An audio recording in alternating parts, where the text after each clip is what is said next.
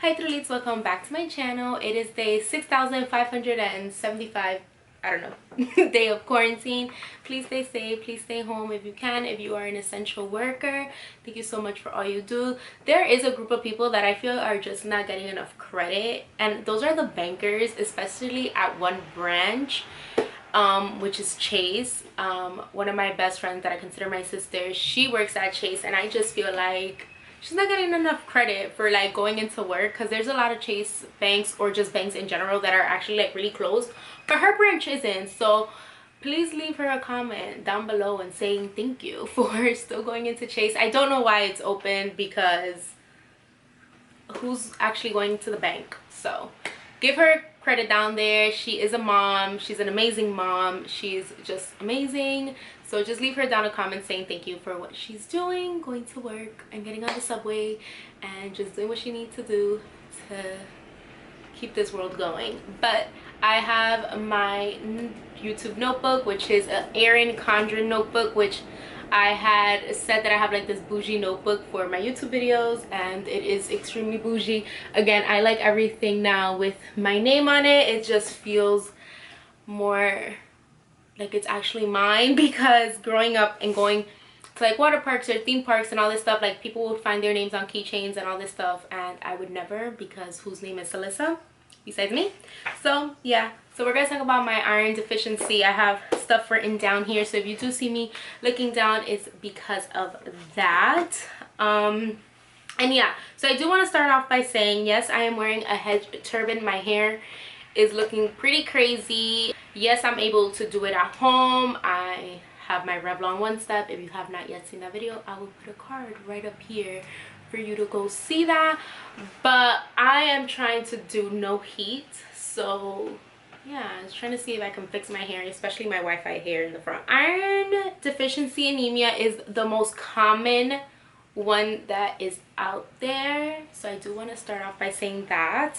Also, disclaimer time, by no means am I a doctor. I am talking about my personal experience, and if this helps you out, then perfect, but I'm not a doctor. If you do feel these types of symptoms or anything like that, do go to a doctor as soon as you can, even though it is the most common, and I would recommend to take iron supplements.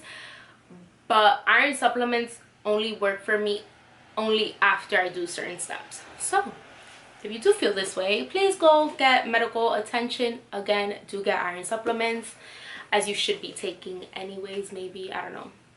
Anyways, let's get started.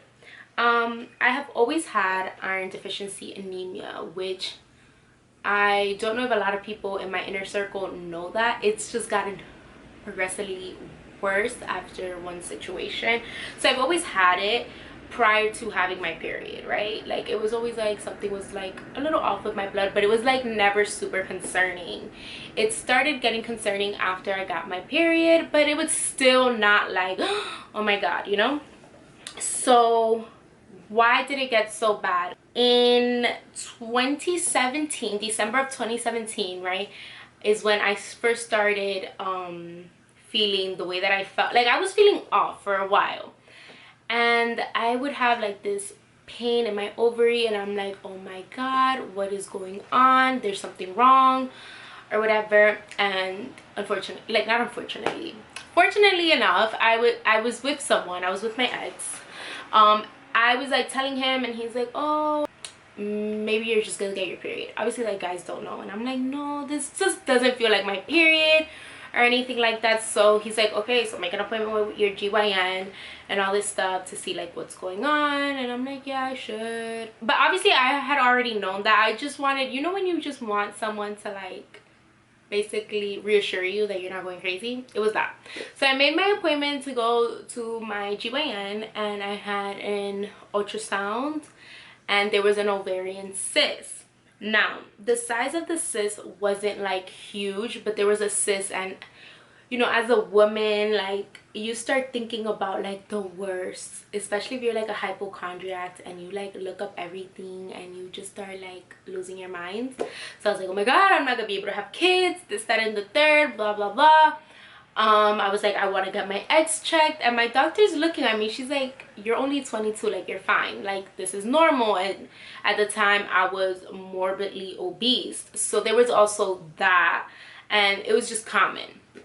So when the cyst burst, she burst, like she burst, like the amount of blood that I had lost was crazy, right? So I'm like, oh my god, I'm like freaking out, because it was like, it was, you know, you have your period for so long at this point. I'm 22 at the time. I got it when I was 12, so I've already had my period for a long time, so you already know what your period feels like. And this wasn't it. Like when it burst, I knew that that's what it was. Like the blood was different. It was still coming out of the same place, but I don't know, it just felt different. So then I got it rechecked. It was no longer there. And because I had lost so much blood, like so much blood, I was starting to feel different. Like I didn't feel like myself, but still trying to act like myself. But how was I feeling? Because, you know, I was really dizzy. Like I would always feel super dizzy. I had headaches. I had shortness of breath. But I was confusing the shortness of breath with being morbidly obese. But it wasn't even because of that. Like it was because of this. I would always be tired, let me tell you. I really didn't even want to be at the time around, like at the time he was my boyfriend, I didn't want to be like really around him. And if we were like to be together, and like if we were to have sex, like I just felt like super uncomfortable. Like I did not have energy for it at all. Like at all. Like I was just like, oh no, boy, I don't want to have no sex, no. But he completely understood, thankfully. I was pale. I was not looking like this, but we'll get into like more of that in a bit. My body would just be in a lot of pain, especially my knees. I would feel extremely anxious, my hands extremely cold, also my feet, my fingers will feel really weak. 2 questions that people ask me. How did you find out? Well, I found out how bad it was after the ovarian cyst burst. But again, I've always had some sort of it just got worse throughout the years. And what medication do you take? So I did say in the beginning of the video that if you do feel this way or whatever, if you take iron supplements. So iron supplements weren't working because I had lost so much blood. Iron supplements weren't working. Now I did say that this is one of the most common types of iron deficiency. The iron deficiency anemia is extremely common, but it obviously affects people differently, because everybody is different. So the way that it would affect me is not going to affect the next person per se. Like some people, like my grandmother, being Dominican and all this stuff, they're like, oh, just drink this juice and you're gonna feel better. And yes, I do feel better for a day, and then after that I'm not okay. And yes, maybe I should be drinking this type of juice every single day, but it just doesn't really work for me. So iron supplements do work for me until after I do certain things, and those certain things are getting iron infusions. So now it's 2018, right? So I'm like, okay, this is all going on in December, and now is January of 2018, and I'm still like feeling horrible, right? But I didn't know what to do, whatever. So then I was like, let me not go to my GYN, let me go to my primary care doctor. Side note, my hematologist, which is my doctor for my iron infusion, she's my hematologist. She is the only, and I don't want to sound like she's the only white doctor that I see. All my doctors are minorities, just because we fight harder in life, and I work with a lot of great people that are applying to go into the medical field, and it is super hard to get into medical school and all this stuff. So I give them so much props. But this is why I also go to minority doctors, just because I see what they're going through. As a minority, it must be so much more harder. So I personally go to minority doctors. So I made an appointment with this new doctor, which I love, and she actually left the practice, so I had to find another doctor, like a new primary care doctor. But anyways, not the point. The point is, I went to her and I was like telling her how I was feeling, and we did my blood work, right? Because I hadn't gone to the doctor after it burst. I went to my GYN, we checked it, it had burst, whatever. But for some reason, she took blood, like she did blood work, but I never got the results. Like, it was like really weird. And then like I got my results the day that I went in for my doctor, my GYN, and I went in for, so we're January, right? I got everything checked, whatever. Didn't get my blood work for some reason. I don't know why. Until I went to my primary care doctor. So when I went to my primary care doctor, now it's February, right? So my GYN thought that I had like gotten my blood results, right? So she's like, she's calling me. Apparently I wasn't getting her calls or whatever. So then my GYN doctor, because it's all within one system, she was like, oh, you need to get a blood transfusion like right now. And I'm there like freaking out. I'm like, oh my god, no, like I don't want nobody else's blood in me. I did not want it, right? And she's like, the only thing that you can do is go to a hematologist and like rush an iron infusion. So she calls, she knew that I only go to minority doctors, and she's like, okay, I know they only go to minority doctors or whatever, but there's this hematologist that is amazing. She's older, she's this white lady. How do you feel? And I'm like, well, if she's good at what she does, then obviously, like, I'm not gonna be like, oh no, I'm not gonna go. Like, obviously I'm gonna go. So I go to her literally like a week later, like, because she's only working on Tuesdays, this doctor. So that following, I went on a Monday, that following Tuesday I went to go see her or whatever. So this is where it got like a super like, oh my god, right? Because they wanted me to get a blood transfusion, right? But I was like, no, I don't care how long it's gonna take. Like, I've already been living like this for so long, like a little bit longer isn't gonna like really kill me. And they're looking at me like, girl, you need to go get this done. So I went in to my hematologist, I saw her, and then she also sees like cancer patients. So she was like, I am not going to have a chair available for you to get this infusion until this date. So this is now February. March like comes and goes, and I'm just like, okay, like I don't get it, my first infusion until the 17th, which sounds super bad, but by me waiting, it was worth it. But me waiting all that time, I was taking iron supplements, so I was feeling like a bit better. But again, it was like if I were to drink that juice, like it was only like a temporary fix.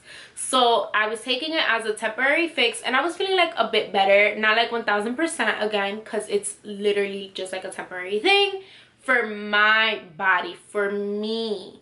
So I get my iron infusion, and we'll post a picture here of what it looks like. It's an IV that goes into like right here, and black, no, not black, like a brown liquidy red, whatever you want to call it,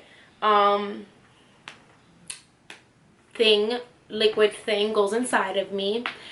The aftertaste, like, it tastes like metal, and like everything would just taste like metal for like the first couple of days, maybe like 2 days or so. So I had my first one on April 17, 2018. My second infusion was April 24th, 2018, and my last one wasn't until May 22nd, because I started to feel like really good, right? So I'm like, oh, she back and she ready. Like, I was just feeling like myself again, and I wanted to go out and I wanted to have fun, and I felt like Celeste Marie Perez. Like, I was like, TURULITS out here, like, was good, you know? So then I started to feel better, and I'm just like, yay, yay, yay, or whatever, because I had everything that I needed. So I would take an iron supplement to keep up with, you know, I needed the iron infusions because my levels were so low. So for it to be like normal, it had to be at like, I think it's, let me see, hold on. So your normal levels for your blood, all this other stuff, needs to be at a 15. I was at a 2, so that's really bad, and I laugh at it now because it's crazy that I had let myself get that way. So fast forward to December of 2019, I'm starting to feel the same exact way, and I'm like, oh no, like I'm thinking like, oh my god, it's gonna happen again. I'm gonna get the ovarian cyst. All of these things are going to happen to me again, right? So I don't get the ovary, like the pains in my ovary, but I was just feeling bleh. And I was always tired, and my body was hurting. My fingers were feeling weak. My fingers at the moment are extremely cold, and we'll get into everything now. But I'm like, oh great, shorty acting up again. Like, we're gonna go through this again. My periods are super heavy, extremely, extremely, extremely heavy. So it doesn't help at all.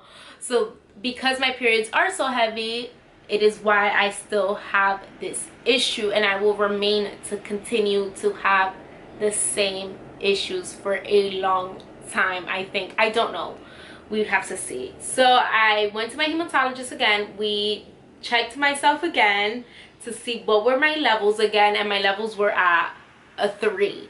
So it was 1% higher than what it was back in 2018. So the following week I got my infusion, which was February of 2018. So if you remember when I had said like, oh, like I haven't really been filming because I haven't had the energy to, is because of my issues, and these are the issues, which is my anemia, and it like consumes my life. And do I want it to affect my life the way that it does? Absolutely not. People might think that I do want it to, but absolutely not. Like, I do like to stay home. I am a homebody. I like to be in my house, but I also like to have fun once in a while. Like, I do like to step outside of my house. People have told me like, you're probably enjoying quarantine. Like, not really. Like, I want to see people besides my mom and my 2 dogs. Like, you know, I don't like feeling that way because I push people away, because I